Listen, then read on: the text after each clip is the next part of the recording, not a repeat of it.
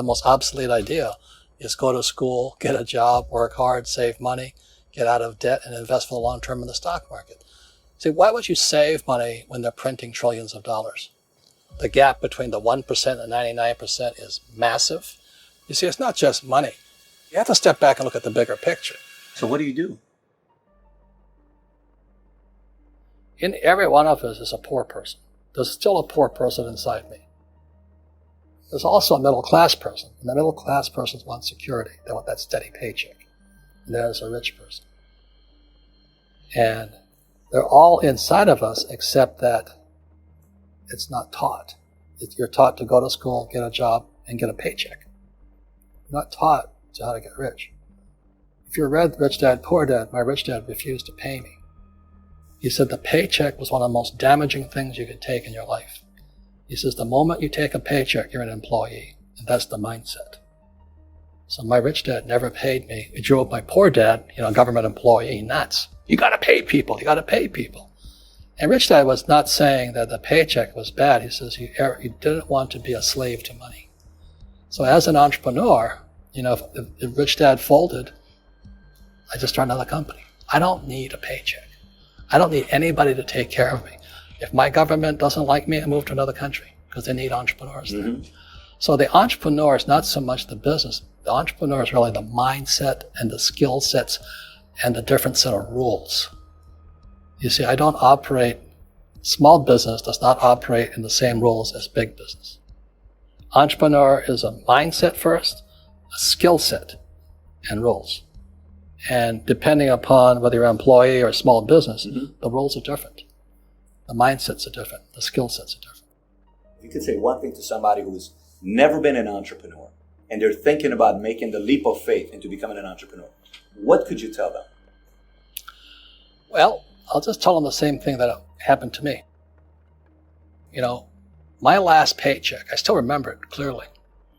It was one of the worst and the best days of my life. And I was in Puerto Rico. I was working for Xerox. And my boss gave me it wasn't a paycheck, it was a bonus check. I think it was about $30,000. Taxable, it's the only problem with that. So I got this check and I went, holy mackerel. You know what I mean? So I was excited, but I was also disturbed. And so this other guy comes up to me, his name was John. And John says to me, he says, you're going to be back. I said, why? He says, because you're going to fail. I looked at him and said, look, few expletive words, because that's what he did. He left Xerox, failed, and he came back. And I said, look, you failed and you came back, but I'm going to fail and I'm never coming back. And that's the attitude. Do you know what I mean? If you say, well, if I fail, I'll go back to mommy and daddy, then that's what you'll do.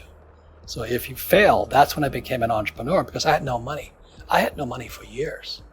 I didn't have a paycheck. But that's what my rich dad encouraged me to do. He says, when you don't have this paycheck, you get hungrier, smarter, and it's a test of your character. Will you become a crook? Will you become dishonest? Will you cheat and steal? Or will you become a better human being? So really, that's the benefit of becoming an entrepreneur, is you really find out who you are when you don't have anything. So you always have to look at the big picture. Too many people look at, well, what's going to happen to me? When you look at the big picture, you're also going to know that when something bad happens, something good's going to happen. But you got to prepare for whatever is coming. If you think next 20 years will be like the last 20 years, you're going to get creamed. When you and I go to the supermarket and we buy a carton of milk, we always check for the expiration date. But most people do not check for the expiration date on their brains. Instead of get out of debt, I get into debt. I just refinanced $300 million in debt. I went from 5% to 2.5% interest. I made a fortune. Every month, more money comes in because my cost of money has gone down. So while some financial experts are saying get out of debt, I'm saying learn how to use debt. See, when I came back from in Vietnam in January of '73, the first thing my rich dad said to me was go to school to learn how to invest in real estate. It wasn't real estate, it was how to use debt and taxes. Debt and taxes make the rich richer. Debt and taxes make the poor and middle class poor. So all the rich guys who are doctors and lawyers or, those guys, they're getting creamed. And they don't know why. Doctors are getting creamed. Oh yeah, they're making more money, but the take home is less. Sure. My doctor just yelled at me. He was happy. He says, guess what? I finally made $1 million. And I said, yeah, this was just 3 weeks ago. And so I said, yeah, well, how much you pay in tax? He says, $750,000 in taxes. So his net was about $400,000. That's not bad. But when I make $1 million, I keep $1 million. And the reason is because I don't make it by working for money. See, if you work for money, you're taxed. So that's why lesson number 1 in Rich Dad Poor Dad is the rich don't work for money. What we do instead is we create businesses as entrepreneurs. We acquire real estate. I don't invest in the stock market. Okay? So the reason is because as entrepreneurs, I have more control over my income, how much I make, and how much I pay in taxes. And because I'm an entrepreneur as well as an investor in real estate, I pay 0 tax.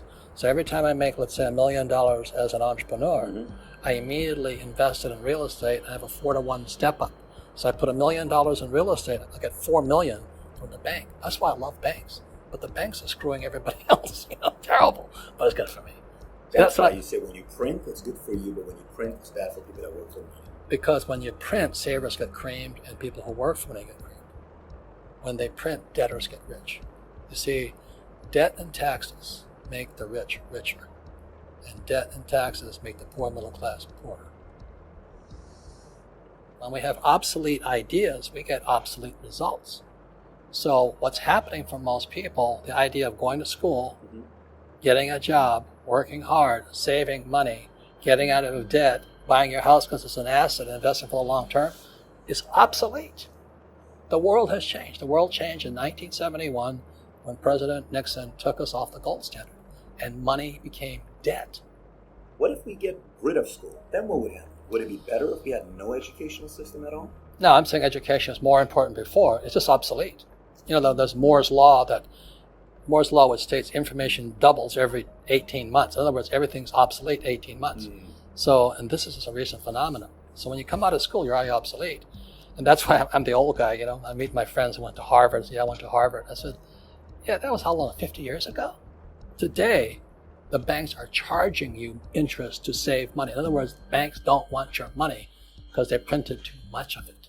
And that's why there's this bubbles in stocks and bubbles in real estate and all this. People are dumping the cash. Because as I said in here, savers are losers and cash is trash. And yet people are, well, I want a high-paying job. Well, that's an obsolete idea. Get out of debt is an obsolete idea. You should learn how to get into debt, how to use debt to get rich, and they'll never teach you about taxes. The reason the 1% is way up here and the 99% are going this way is because when you print money, 2 things happen: inflation and taxes. It's going to crush you.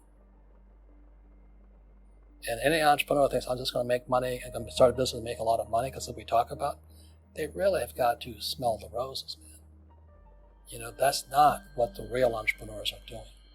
Most entrepreneurs, there's 28 million small business owners in America. 24 million are what are one-person entrepreneurs. They're called non-employee entrepreneurs. So and that's what happens is when people don't really understand what an entrepreneur does. So most big people are self-employed, but they're not really entrepreneurs. The self-employed pay the highest taxes of all, and nobody tells them that. Yeah, it's also called the entrepreneurial spirit. But what we were actually talking about was there's no such thing as a bad economy. There's the external, you and I, we all have an external economy, but we also have an internal economy. And the willpower is to change our internal economy. So for me, I can see the good and I can see the bad. I don't really give a damn because I'm going to be rich anyway. But a poor person with a poor personal economy, all they're going to see is a bad economy because they don't know how to make money in any economy. And a middle class person, they have a middle class economy. What they want is a nice house, and a steady paycheck, and the job, and the car. And so when you take their job away, to them, that's disaster. Well, since an entrepreneur doesn't have a job anyway, it's no big deal. So all I'm saying to people, and it's what Bucky Fuller taught me, is always 2 sides. You know what I mean? Unity is plural, at minimum 2. So if you think the economy is bad, it's because your economy is bad.